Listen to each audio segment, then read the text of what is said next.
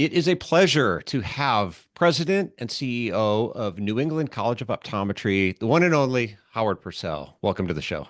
Thank you very much, Steve. Happy to be here with you.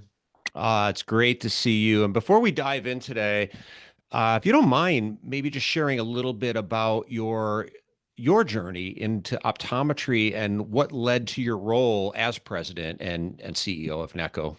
No, happy to. Every time I tell this story, though, it sounds like I can't keep a job because I've bounced around a little bit. But I've been so fortunate in this profession. I'm a graduate of NECO. My father's a graduate of NECO, so it's a very special place for me. Got out of school, joined my dad's practice in Miami Beach, where I grew up. My dad's from the Northeast, from Brooklyn, but got out of the cold weather and moved down and started a private practice in South Florida. So I spent 10 years in that practice. During the time I was there, an optometry school came to town, Nova Southeastern, and I was asked to be on the advisory panel to the new school and ultimately to join the faculty. So my only real faculty or academic experience has been 5 years at Nova, where I was chief of cornea contact lenses there. So loved it, enjoyed myself, was still in practice at the time, so I got to bounce back and forth a little bit as Nova was within 5 miles of where my practice is.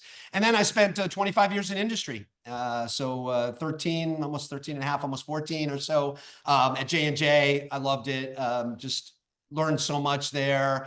I had so many great supporters and mentors that helped me to learn the ropes, if you will, in the industry. And I was very proud to represent our colleagues at J&J and with a group of people who really cared a lot about where contact lenses were going and the role that optometry played in that. And then moved on to Essilor. I was with Essilor for 10 years during the transition also to EssilorLuxottica. And then had this amazing opportunity. I've been on the board of NECO, of New England College of Optometry, and Scotty, the president at the time, who'd been at NECO for 50 years, 50 years, president for 9, had decided he was going to retire, and the college was looking to make some changes, to adjust, to adapt, to maybe bring some new thinking. And I didn't have a ton of experience in academia other than the 5 years I mentioned, and it was quite a while ago.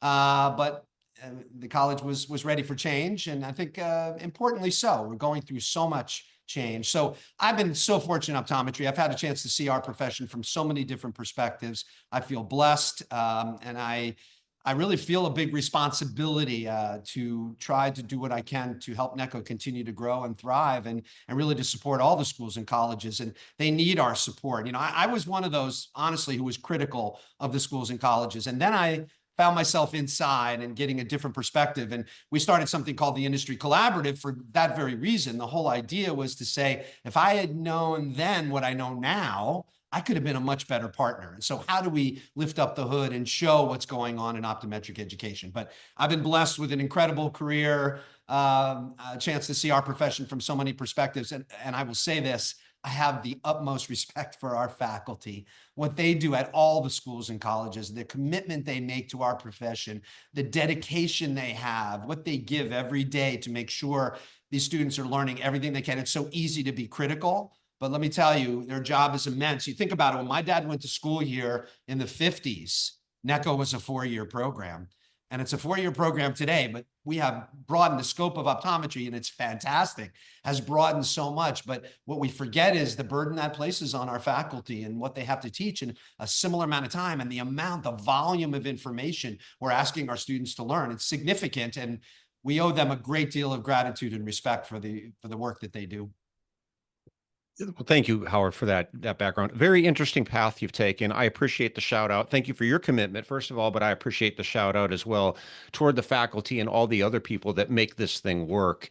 I don't know if I appreciate it as much as when I was in school. You just couldn't wait to get out, but now you look back and see the dedication and commitment that comes from a lot of the faculty. It's that last leg of the journey for you that I think connected us today. What I want to talk about is understanding the mind of the student or the new grad. And I think you will have great insights on that because you're working with them, directly with them, and you're getting a lot of that firsthand feedback. You work closely with a lot of optometry students. How have you seen their expectations and career goals shift over the years? Interesting. Yeah. So I do get to work with incredible group of of young people. Our average student is a 22, 23-year-old female. So NECO, we're about 80% female. And as you, I'm sure know, and your listeners know, we've had this evolution since I was a student, almost a complete 180 of men to women, right? So this has evolved significantly.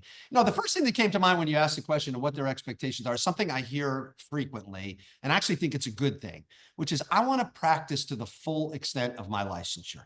I am busting my butt for 4 years to learn the medical. Honestly, it's so much more focused on the medical component these days that I want to be able to know that when I graduate, I can use that's something I'm going to do every day. And what I like about it, honestly, is a few things, Steve. Number one, I get it, and I understand why they're saying it, but also it helps to put a little pressure on perhaps, and we won't name anybody, but there are groups out there that are hiring our graduates that isn't as important to them. There are other things that perhaps could be more important.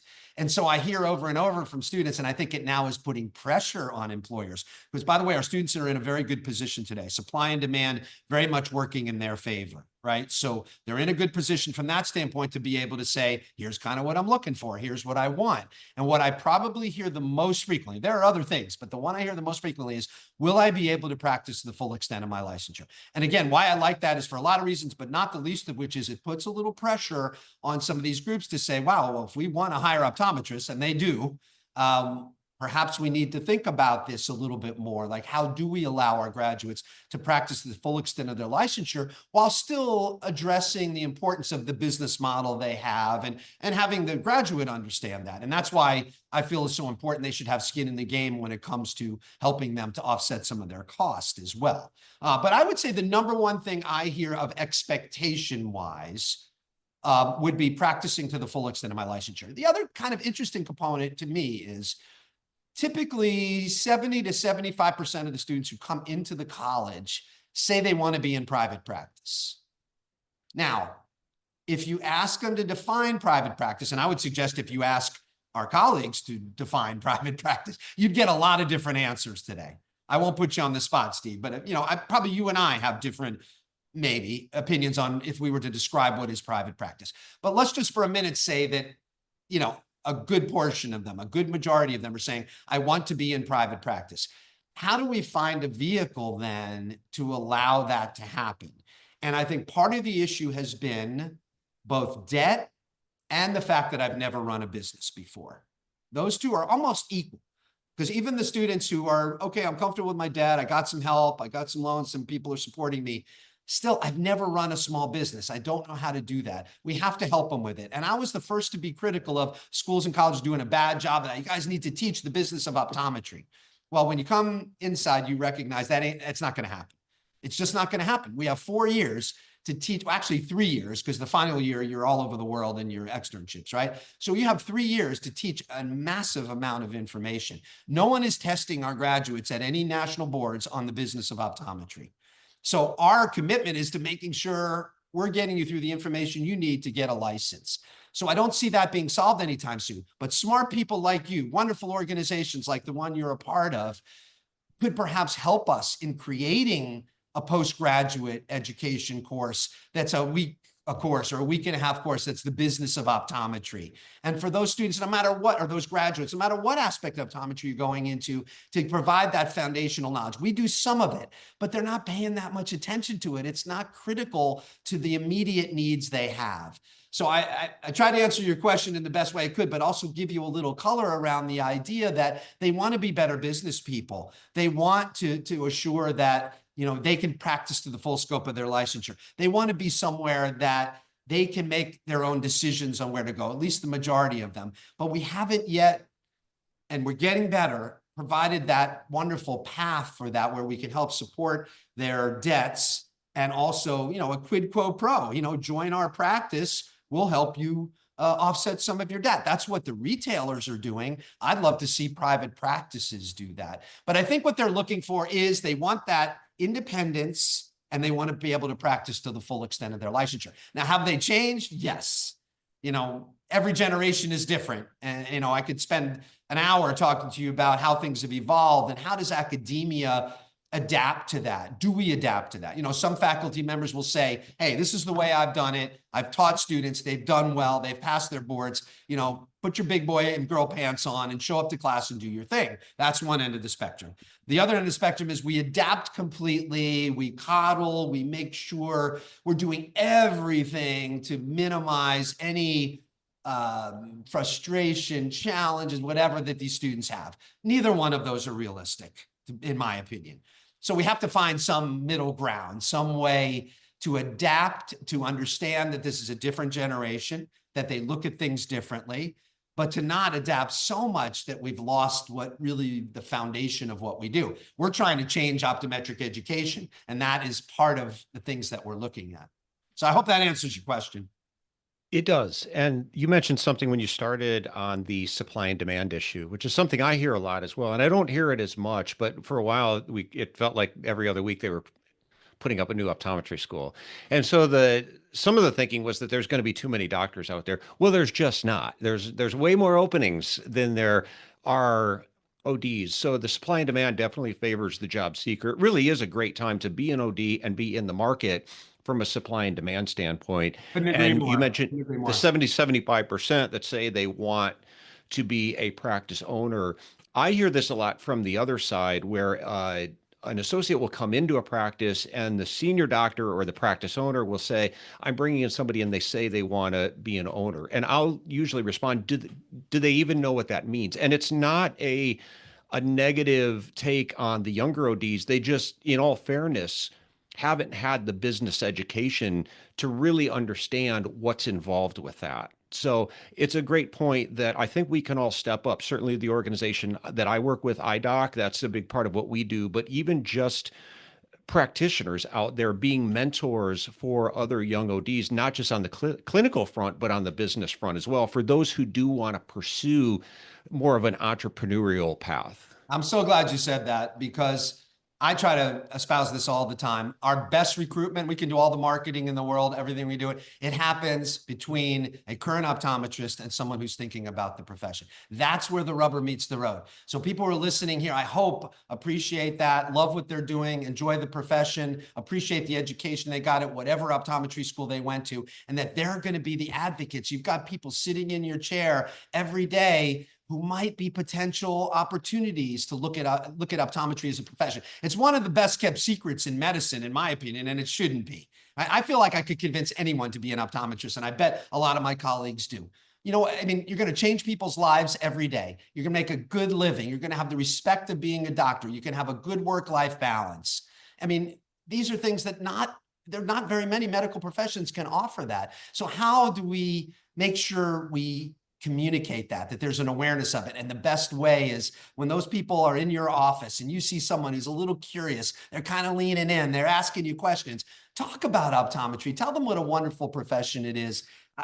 Almost every student who, at least at NECO, almost every student who applies here, who gets an interview, talks about that as a driving force behind why they're sitting there today. So we have this incredible opportunity, and the great people that you work with and the people who listen to this, you can play a role in helping us to bring a better and better and a better and better qualified and larger applicant pool. You're right. We're adding schools, and I don't see that changing anytime soon. But the problem, Steve, is we're not going to a bigger pond. We're not fishing in a bigger pond. We're all fishing in the same place. Think about it this way for a minute. We have 30 states that don't have an optometry school. It might be 29 now. It's hard to keep up. It's moving fast.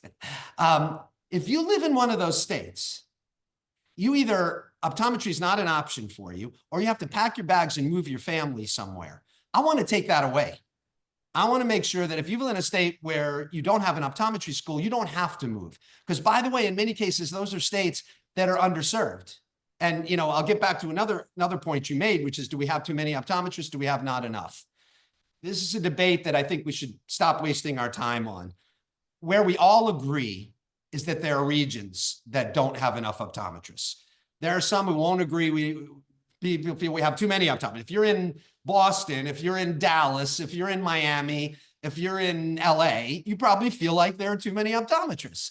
But I promise you, even in Massachusetts, when I go a little west, there's islands, there's deserts where we don't have people caring for anyone. So let's just go to the part we can agree on, which is regionally we have a challenge. How do we solve that? We believe we have some ways that we can solve that by bringing our education to a new audience. To fish in a different pond than we've been fishing in, it's challenging. It's challenging because the accreditors who do a wonderful job have standards that were written that never considered these type of offers. So it's going to be a while before we can do it, but we are determined, and we're approaching it in many different ways to try to find new ponds to fish in. If you want to build a new school, great, continue to do that. But what are you going to contribute to growing the pool? I think that has to be part of it. And unfortunately, it doesn't get talked about, or it doesn't get the attention I think it needs. And we all can play a role. And I guess that's why I mention it, because people are listening here could play a role in helping bring great candidates, people who are qualified, who are interested, who want this profession. I get to spend time with these people all day. Let me tell you, if you ever have a bad day in optometry, spend a day at an optometry school. Students will get you fired up. They are so excited. Some of them, and I feel this responsibility, some of them, this is what they've wanted since they were 10 years old. It's like, you know, and that's a big responsibility that we have. But I mean, let me tell you, they are great people. They want to support this profession. Some of them want to dig in and do, you know, everything they can do. Some of them want a good work-life balance. That's fine. That's human nature. That's who we are. But we have incredible people coming into this profession. And the big change, another big change we've seen, it's not like I didn't get into medical school, so I'm coming to optometry school. It's actually, I want to be an optometrist. And that is just so inspiring. And I love being around this environment. I got to tell you, it's not easy. Believe me, it's a challenging job. Being a college or university president these days is not the easiest job in the world, but I wasn't here for easy. I'm here to try to, you know, leave it better than we found it, like we all want to do. But the best thing about this job are our students. They are amazing. They're going to lead this profession to heights we haven't even imagined. They're going to help us decide how we use AI and virtual reality and 3D printing and telehealth and all these amazing technologies. They are going to help us to understand how to use it and be selective of what things are going to help. Our future is in great hands. And if you don't think that, spend a day at an optometry school. I'm glad you mentioned before, just going back to that one more time, the higher percentage of doctors that say they're still interested in some form of ownership or having control over the practice. Because there's a sentiment within the industry that the younger ODs aren't interested in owning. And I've never felt really that that's the case, but there's some kind of a gap or breakdown there. And maybe it is a lack of business education, which I'm glad you brought up. You made a very good point. The schools in that 4 years, that's not their thing. You have a lot of responsibility to make sure that they're good doctors when they go out into the workforce. So let's not put too much pressure on the school there, but how can we step up to give them more of a business education? But can we talk about debt for a second? Speaking of something that's not easy, and this is nothing new. This even goes back to when I graduated. The desire to be an owner, but getting out of school with a tremendous amount of debt, taking you down a path of non-ownership for a lot of ODs, and sometimes down that path where they don't get, and I'm not naming names either, but you know, some in some practices, some practice settings, you don't get as much opportunity to practice that full scope of care. So some doctors, unfortunately, end up in a very unfulfilling, to them, not to everybody. But if your goal is to practice a certain way and you find yourself practicing a way that's not really aligned with what you wanted to do, you can find yourself in an unfulfilling position. And sometimes it's debt that drives people to the highest paying job. Where are we at with that? Because I know it was high when I graduated, and that was a long time ago. I see some of the numbers nowadays, and holy cow, it can be a lot of money. Well, it's an issue across academia, and I'm not going to get politics at all here. I'm just saying, I'll give you an example. Down the road here, BU, I can see it out Boston University. I can see it out my window. Almost $80,000 a year to go to Boston University. Makes $50,000 for optometry school actually sound palatable. But we will begin to get to a point, Steve, where we will price ourselves out of the game. This is not sustainable. I want to be clear. And the math problem, you're a smart guy. This is an easy math problem, okay? Your number one revenue source is tuition. Your number one expense is your people. So therefore, if I want to give my people a 3.5% to 4% raise, you know, that's not huge, but it's okay. then I got to raise my tuition 3.5%. That's the model. At least, private independence, it's a little bit more. And we only have 3 of those left. We can talk about that later. But, in a private independent model, which is the one I'm most familiar with, it's a simple math exercise. I mean, there are other pieces, but those are the big pieces. So how do you influence that? We've taken the approach of something called sponsored pathways, which says, and it only works when supply and demand is where it is right now, which says, fine, you want to hire Dr. Vargo, that's great, but why don't you help him offset some of his debt? So let's set up a quid pro quo, where if Dr. Vargo agrees to work for you when he graduates, you'll pay for at least 2 years of his education, and he'll give you 3 years when he graduates. After 3 years, if he loves it and you've made this environment wonderful for him, he stays. If he hates it, he leaves. He has half the debt he would have had. We started this about 4 years ago. We now have 7 groups that are participating, mostly retailers, but not all. There are private practices involved in this as well. We want our students to have a range of opportunities to choose from. So this is one way we have tried to address it, because to start to say, all right, we're going to lower tuition, I don't see that happening anytime soon. To say we're going to keep it stable is hard to do. Then am I going to say to my people, well, nobody gets any raises anymore? That's just not realistic. So we have to find other ways. What's wonderful about sponsored pathways is everyone wins. The student has a job when they get out. The employer knows when they're getting an employee when they leave, and the college gets its full tuition. And then the student, of course, the biggest bell ringer, the student has much less debt when they get out. Now there's actually some companies offering to pay for all 4 years for a 5-year commitment. What I'd like to see, and I think this is one, not the only, but one way to address it. What I'd like to see is as many private practices involved in this. And how can we set it up in a way that could work so that it's not, from a financial perspective, not impossible, but can allow a student, a graduate, the opportunity to learn from that owner, because you're right, and we talked about it, the other piece is I've never run a business. All right, we've got someone who's going to help you with that now. And especially if they're part of something like iDoc, now you've got a network to help support you, right? So I see our networks, our groups like iDoc being a perfect ripe spot to participate in something like this and allow people who are members to say, hey, survey, how many of you are looking to, bring in an associate, or you're 5 years from retirement or 10 years from retirement? Can we talk about how we can match up with a student, get to know them, meet them through a couple of years while they're in school? And if it works, we create some relationship there. It matches up with what the students are looking for. It helps offset some of the debt. It brings that doc who's getting ready to retire, who really hasn't been able to find anyone for their practice. To me, it's not the only solution, but it's one, and so far seems to be working pretty well. Our first year of the program, we offset about $1.8 million in debt, and that was year one. I haven't calculated it. Now that we have 7, we had 3 groups back then. Now that we have 7, but you can do the math. It's probably over $2 million in debt, just as we're just getting started here on this program. So it's those kinds of things that I think are going to help us to address it. It's a problem, but it's not an easily solvable problem. And we do our best to keep the tuition, believe me, to the lowest we can possibly do. But we also have to take care of our people and make sure people are compensated appropriately. So we continue to look for other ways. But right now, sponsored pathways to us is a really nice vehicle. And I believe, look, people have been critical a little bit, and I'll just say this because I'm sure someone listening going, you're pushing all these people into retail. Okay.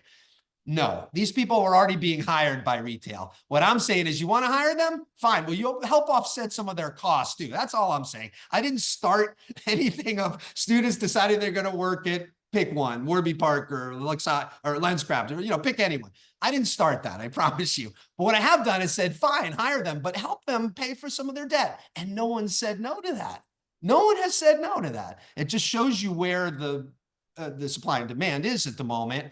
Now, look, if Steve wants to have 3/4 of his debt paid for, he might have to spend a couple years in, pick a little more rural area, Western in Worcester, Massachusetts, which is west of Boston, right? He might have to go there. Is it worth it to him to have half the debt or 1/4 of the debt left? For some, it is. This isn't for everybody.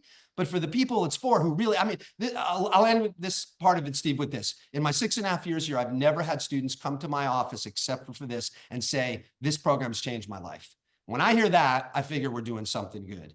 And now it's at all the schools. I'm thrilled that many schools are looking at this option too, and the employers are looking to do this. NECO can't supply all of the optometrists that are needed, but this is one way, and we have to be creative like this. We have to figure out ways to find money from other sources. Because by the way, Steve, 50 grand, these retailers are losing 50 grand in a month when they don't have an OD.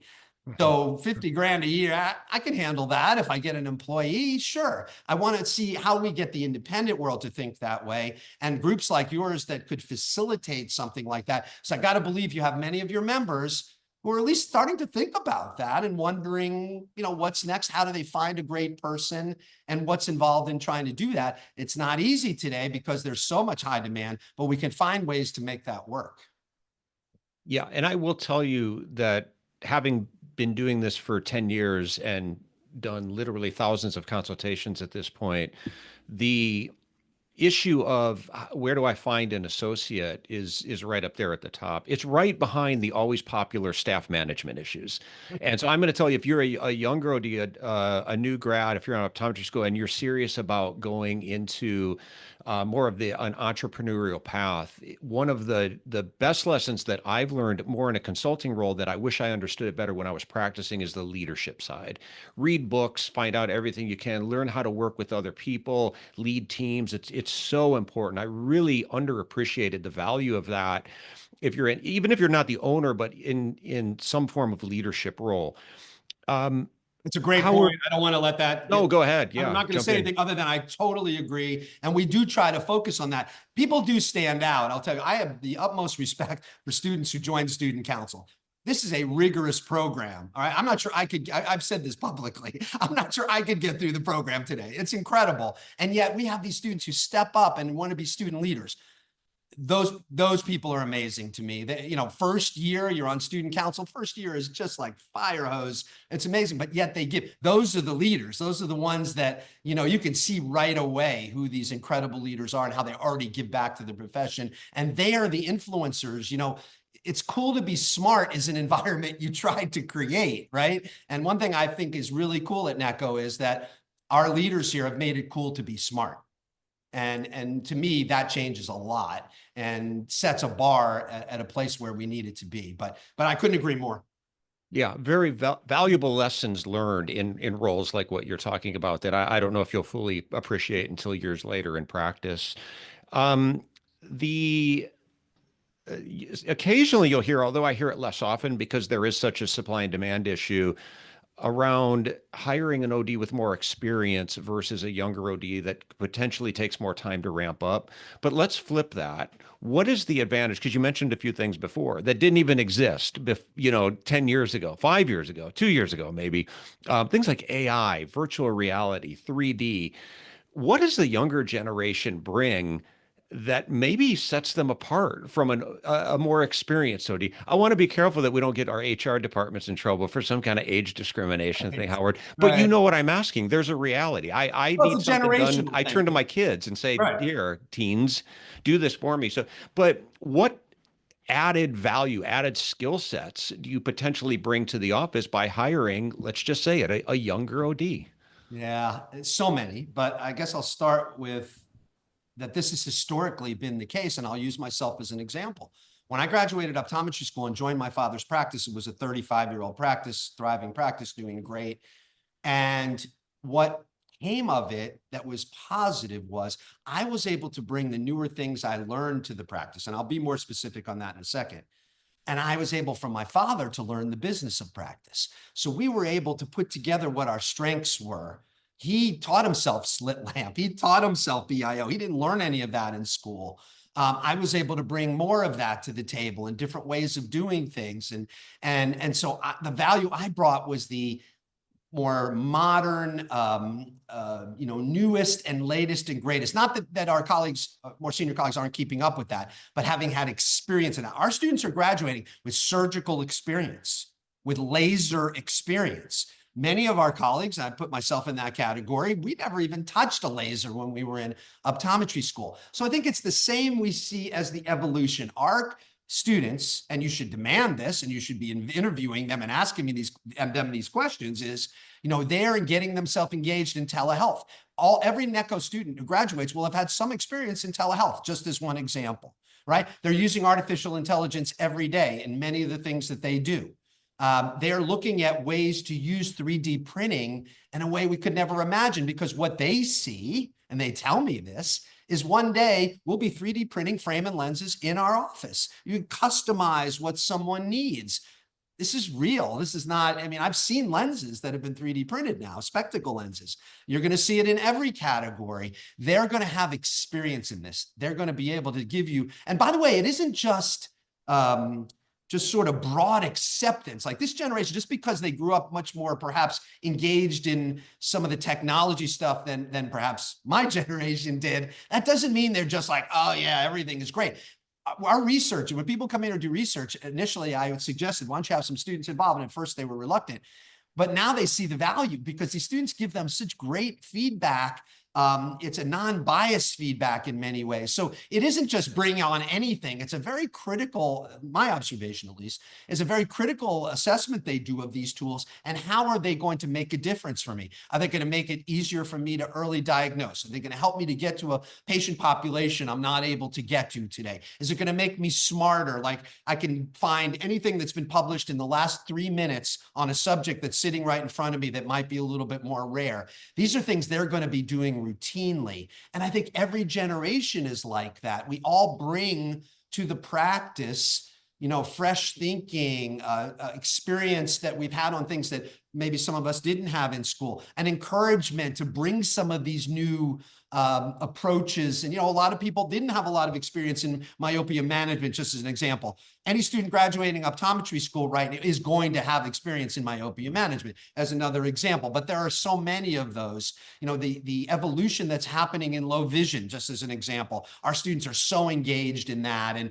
participating in that. So any practice to me, by bringing in a young person, the downside is you're going to have to teach them some of the business of optometry. You're going to have to show them that road. But what they're going to help you do is, at the very least, inspire you. But even more than that, bring services and technologies that they have experience in to your practice and help you ramp up on those. And I've seen that in every generation, to be honest, and it's no different now. But the difference now is what used to take 10 years to happen happens in a year now, or in 6 months. And that's why it's so much. Like students graduating now have had so many things we didn't have. And that's what I think they can bring, because what they're asking of you is to help them understand the business of optometry better. Yeah, I find that they're much more adaptable as well, because just for that very reason, things change much quicker. If you go back far enough, you hung a shingle and the world didn't really change very quickly. And now that's not the case. And I think something that should be uplifting maybe for the younger ODs as well, when we look at things like AI, which I really think is going to revolutionize a lot of things we do. And you mentioned a few things more on the clinical side, making, for example, a clinical diagnosis easier. My world is more the practice management side, but I could see a world where going into business and having access to a lot of these AI tools, which are going to continue to evolve, potentially makes practice ownership much easier, potentially takes a lot of that. Where I know at iDoc, we have some services, because our doctors kept saying, we were more of a consultative role for doctors, and we would show them how to do things. And they said, can you just do it for me? So we started doing some things like bookkeeping and marketing to take that off their plate so they could focus on patient care. But I can see that continue to evolve down the paths that include things like AI, making it so. Hang in there. If you don't feel like, if you just graduated and you think, I don't have what it takes right now, or the business acumen, or I'm in school, and just hang in there, because I do think these tools are going to start to show up and implement themselves in greater magnitudes in offices. I agree with you. I will say, AI is changing everything in academia too. We are in the midst of a huge evolution, and what AI is going to be able to do is going to be very significant. Some small things we're starting with, but particularly for private independent like ourselves and 2 others out there, when we can act bigger than we are, punch above our weight class, if that's an analogy everyone can appreciate, that's a huge advantage for us. And AI is a resource and a tool to be able to do that. Just a couple quick examples for you. Think about tutors in optometry school. it was funny when I first arrived here, everybody wanted a tutor. They didn't even know if they needed one, but they wanted one. Today, we can create an individualized tutor for you. And this is something, a pilot that we've got here, that basically creates a textbook for you. It engages with you. It asks you questions, how you answer them, the speed that you answer them, the accuracy that you answer them. It then creates a book for you that is designed for you and your strengths and your weaknesses to help support you through the academic journey. Just one example. Another one on a practice management note that you might appreciate also is the idea of negotiating. So what we know, and you've seen this data many times, there's a huge gap between men and women in terms of compensation.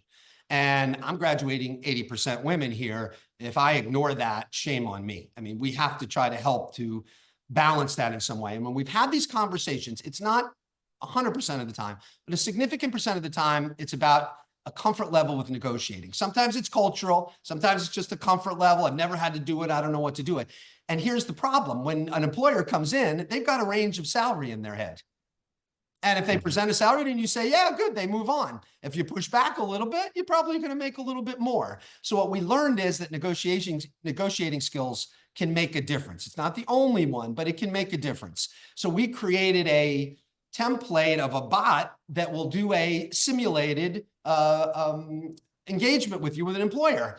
And then afterwards, it'll give you some ideas on how you might have been able to do this better. Just two small examples. We're also looking to completely revamp our curriculum. That's for another day. And we're already in the midst of that. But those are just two examples of many that we're looking at where AI can be make us bigger than we are, give us more resources than we really have, try to be much more individualized. And that's what's happening. Education is becoming and will become completely individualized. It's not, we all sit in a big classroom, we all listen, we memorize, we take a test, and then if we pass it, we're good. That is evolving very quickly to something very different from that. And I'll take it one step further, and I know this is somewhat controversial, but the day may come where we're not going to be memorizing every disease known to man and be able to espouse that. The day may come where what we'll be training on is observation skills, empathy, communication. That's what doctoring, ultimately is likely to be, because all this other data is right at our fingertips, right in front of our eyes, wherever it's going to be, likely to be in something we wear on our face.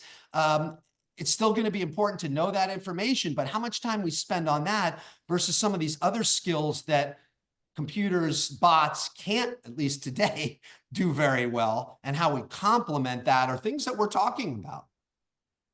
I'm glad you brought up that last point, because I was just talking to someone recently who's in the world of IT, and he leads a team and they're very focused on data and technology.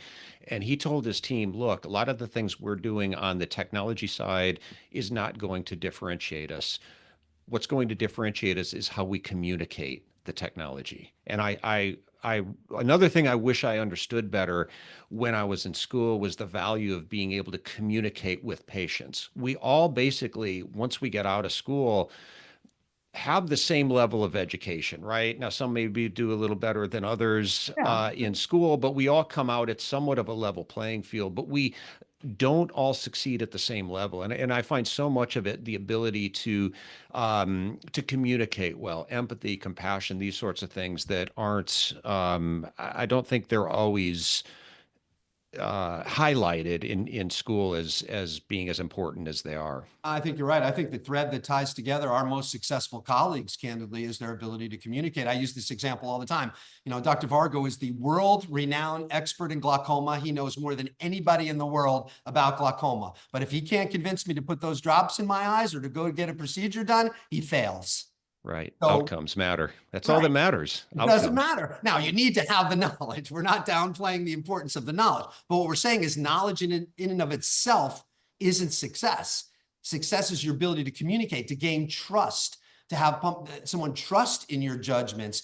And this is something we do talk about a lot around here. I promise you that. I think all the schools do, because we realize it. When we're interviewing people, the primary role of that interview, in my mind, is, can this person communicate? It's, I got nothing against you if you're not a great communicator, but optometry might not be the perfect place for you if that's the case, because consistently I see it. You and I could name, our favorite 10 optometrists out there. And probably what ties them all together is they're incredible communicators. And it's something we do work on here, that we talk about, and we try to pick people, identify people, at least come in. It's hard to sit in a group, there's 3 people interviewing you, but it tells us a little bit about your ability to communicate. At that point, your grades have been seen, everything's done. It's like, can you communicate with people in a not so easy environment sometimes is helpful, because we don't want to set you up for failure, right?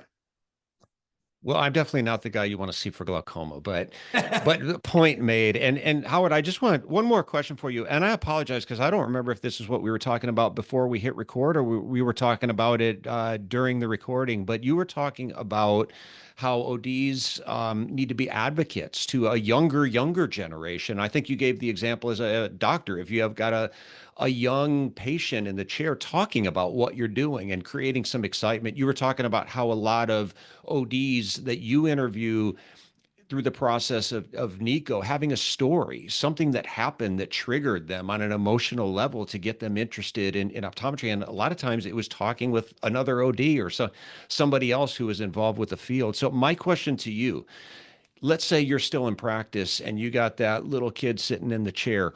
What do you say to him? Yeah, Or that's her? great.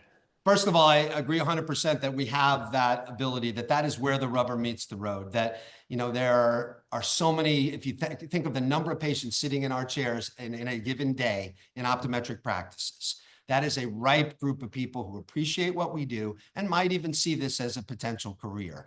But to answer your question more directly, when I have that someone sitting in my chair and I see any inkling, it's usually the time I'm going to probably spend a little bit more is high school and above. If it's an elementary school, I may play with something and get them interested, but I'm not going to start necessarily talking about the profession. But high school and above, hey, have you ever thought about optometry? I just usually will propose that. No, I don't know that much about it. Gives me an open door. Or yes, I've thought about it. So I set the stage by, hey, have you ever thought about optometry? It's a wonderful career. And then see where it goes from there. I'll let them get on the other side of a slit lamp and take a look. I'll, show them the things that I'm doing. I'll pull up a retinal image. Look, this is what your eye looks like. I think like that is think about the first time you ever really saw a retina, right? Like, wow, that's pretty neat. So what I try to do is just, wow, this is fun. This is cool, and plant the seed. That's all you really need to do. You'd be surprised at how much of an impact that has. We talk a lot around here also about the type of doctor you want to be. The type of doctor they're going to be is the influence they've had from doctors that they've seen. Who was your best doctor that you ever had? I ask them that a lot. And what were the attributes that doctor brought to the table? So these are the kinds of things that I think they see it. They see how much you enjoy what you do. Most optometrists really like what they do. Optometry consistently rated as one of the most, gives you the most satisfaction in terms of a job in the top 5, usually, most of the time. We should play to that strength and make sure that great people see optometry as a potential career. So I will say, have you ever thought about optometry as a career? No, tell me more about it. Or, what is it? Or, oh, I don't know, I'm not that good in science or something, whatever. That starts the conversation. I don't do it with every single patient, I have to be honest, but where I do it is in situations where someone has shown some what are you doing? What does that do?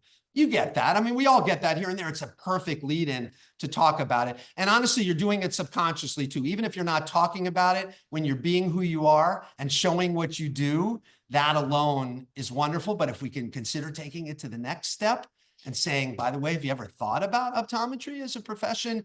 Even better. But it is the #1 way, at least here at NECO. And when I talk to my colleagues at other schools, it's the same. Most everybody has had a positive experience that has led them here. They've seen someone has showed them the path, that they enjoy what they're doing and has treated them in a way that has really left an impression. And that's huge for us. And so I would hope that the listeners here would consider that if you're not already doing it. And it is not for one particular school. Just talk about optometry. If it's your school and you had a great experience, great. Talk about it. And by the way, no school would exist today if our alums are saying they had a terrible experience and would never go back. So, clearly we're doing okay. And look, there's more we can do. The schools can do more. And let me say this, the way you can help us is to talk to potential candidates, Tell them what a wonderful profession it is. And also, I would just ask to support your faculty, support academia. I read all too often such critical comments about what we do from people who really aren't involved in it. And I was one of those. Now that I'm in it, talk to us, engage with us, tell us your frustrations, but listen to us a little bit about some of the challenges we face today, some of the challenges our students are facing today. We're all in this together. That's why I love, Gary Chu has done a wonderful job with our industry collaborative every year and just really trying to bring that out and share as much as possible, whether it's good, bad, ugly. It's important. We're all in this together, and it starts at the schools and colleges. And when you have a chance, say thank you to a faculty member you know. Thank them for what they do. They're actually more than likely making less money than you are, but they've chosen to do that because they want to help prepare the future of this profession, and they give so much to that. Say thank you once in a while. That would be a wonderful thing to do. What can we do for you is we're going to make sure we produce the best optometrists we can, to pick the best students we know are going to continue to help this profession thrive. And they're there, they're here, they're doing it. And get involved, support them, be a mentor for them, whatever it is that you can do. Remember what it was like in school and try to support them how you can. They're our future, and the future is bright. It really is. I promise you it is. Yeah, it's not perfect, but it is a wonderful profession. I've always said that. And no profession is perfect, but I think collectively I've always been very proud to identify as an OD, whether I was practicing or in the role I am now. But it's a wonderful group of people. I have so many friends and colleagues, and I'm very proud to call myself an OD. Howard, this has been a fantastic conversation. I really appreciate your time. I know I brought you on because I hear a lot of say the older ODs, right? Us guys.